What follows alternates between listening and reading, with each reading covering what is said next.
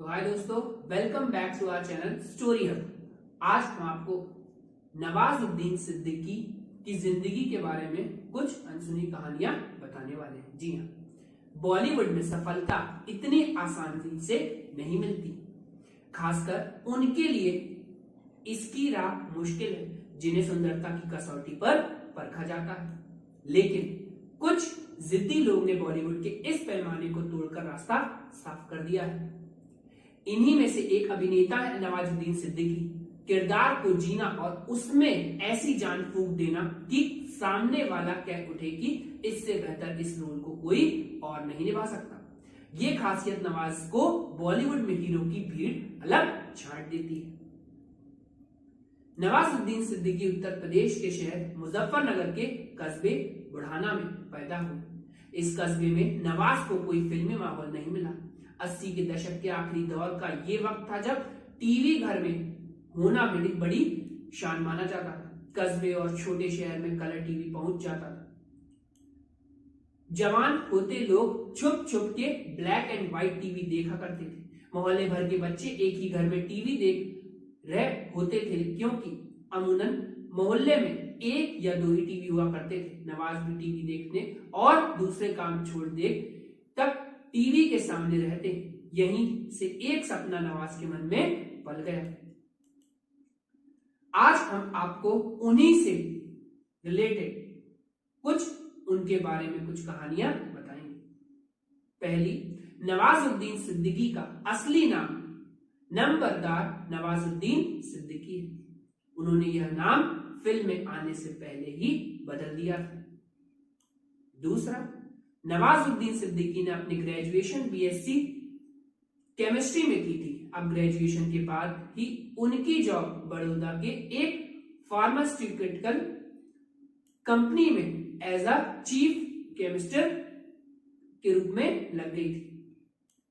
नवाजुद्दीन सिद्दीकी ने तब तक वहां एक साल तक काम किया और उन्हें एक्टिंग में कोई दिलचस्पी नहीं थी।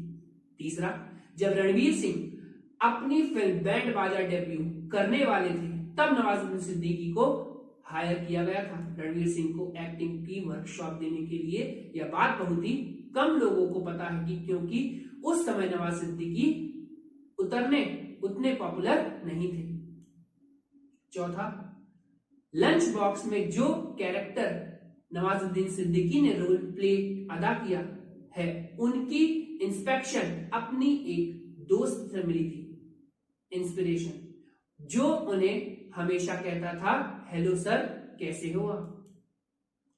नवाज सिद्दीकी ने बताया कि उसका दोस्त लाइफ से किसी के भी सिचुएशन में हो, लेकिन वह दूसरे को खुश रखता था और इस क्वालिटी को देखते हुए नवाज सिद्दीकी को लंच बॉक्स में अपना रोल प्ले अदा करने में बहुत मदद मिली। पांचवा, नवाज सिद्दीकी दिलीप कुमार की एक्टिंग में बहुत प्रेरित है। नवाज का कहना था, यदि उन्हें कभी मौका मिला तो वह मुगल ए आजम फिल्म में दिलीप कुमार का रोल अदा करेंगे। छठवा, बहुत सी मीडिया के लोग नवाजुद्दीन सिद्दीकी को गरीब परिवार से बताते हैं, पर ऐसा बिल्कुल भी नहीं है। उन्होंने अपने इंटरव्यू में बताया है कि वह किसान जरूर थे, लेकिन एक जमींदार फैमिली से ताल्लुकात रखते थे, जिनकी कई सारी जनरेशन खेती का काम करती आई।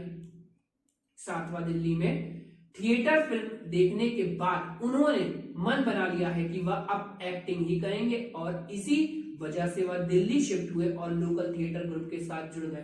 परंतु दिल्ली में सरवाइव करने के लिए उन्हें वॉचमैन की नौकरी भी करनी पड़ी।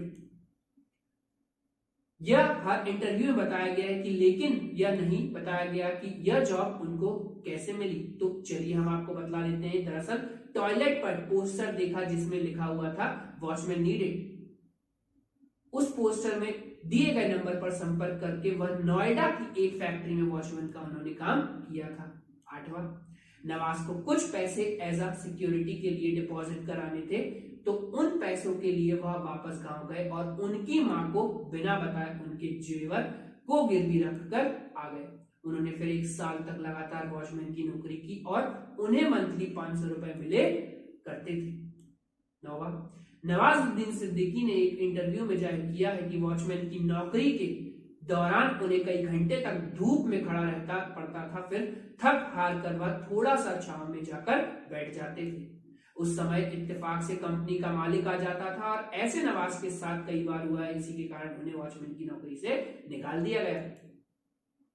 उसके बाद जब वह अपने डिपॉजिट पैसे लेने गए तो कंपनी वाले ने कहकर वापस भेज दिया था कि यह जॉब तुमने अपनी गलती से खोई है, इसलिए तुम्हें कोई डिपॉजिट नहीं दिया जाएगा। 10वां, कबीर खान की फिल्म न्यूयॉर्क में नवाज सिद्दीकी ने एक छोटा सा रोल प्ले किया था, जिसमें उनका रोल एक विक्टिम के रूप में होता है। इस रोल के ऑडिशन के वक्त उन्होंने वही सेम एक्ट किया था जिसमें वह कैटरीना के सामने अपनी कहानी बताते हैं। उनकी एक ऑडिशन को देखते ही उन्हें सिलेक्ट कर लिया गया था। जब यह बात इरफान खान को पता चली तो पहले ही नवाज सिद्दीकी के साथ काम कर चुके हैं, उन्होंने फिल्म प्रोड्यूसर को कहा कि मुझे भी नवाज का वह सीन देखना है। वह सीन देखते समय इरफान खान की आंख में आंसू आ गए। 11वां, बजरंगी भाईजान के चांद नवाब के कैरेक्टर के लिए उन्हें असली पाकिस्तानी जर्नलिस्ट चांद नवाब से दोस्ती की थी। शूटिंग के दौरान दोनों एक दूसरे से बात किया करते थे। 12वां, मिस लवली में नवाज पहली बार ऑन स्क्रीन पर किस करते नजर आते हैं, पर हैरानी की बात यह है कि यह नवाज की जिंदगी का पहला किस था। उन्होंने एक इंटरव्यू में बताया था कि इससे पहले उन्होंने कभी भी किसी को किस नहीं किया था। 13वां, नवाज की पहली फिल्म सरफरोश थी, जिसमें उनका लगभग 40 सेकंड का रोल था। सबसे इंटरेस्टिंग बात यह है कि उस दिन के लिए उनके दोस्त को सिलेक्ट किया गया था, पर वह शूटिंग के दिन अवेलेबल नहीं था, तो फिर नवाज को वह सीन में ले लिया गया और यह नवाज का पहला कैरियर सीन बन गया। 14वां, जब नवाज को एक नौकर की तरह रखा जाता था, तब वह तंग आकर वह घर छोड़ दिया और जिसमें उनको नौकर बना दिया रखा गया था। बाद में राजपाल यादव ने उनकी मदद की और उन्हें अपने घर में रहने को कह दिया। वह उस वक्त खुद भी स्ट्रगल कर रहे थे। 15वां, नवाजुद्दीन सिद्दीकी के स्ट्रगल के टाइम पर वह अपनी माँ को खत लिखते थे और उनकी माँ की ही उनका सबसे बड़ा सपोर्ट रहती थी। उन्होंने अपने इंटरव्यू में कहा था कि जब वह खत लिखा करते थे उन्हें, तो वापसी में उनकी माँ खत के नीचे एक लाइन लिखती थी, हर 12 साल में कचरे का दिन आता है, तू तो फिर भी एक इंसान है। और वह लाइन उनको बहुत पसंद आती थी। वह कहते थे कि अभी तो मेरे 7 साल ही हुए हैं, अभी 5 साल और बाकी हैं।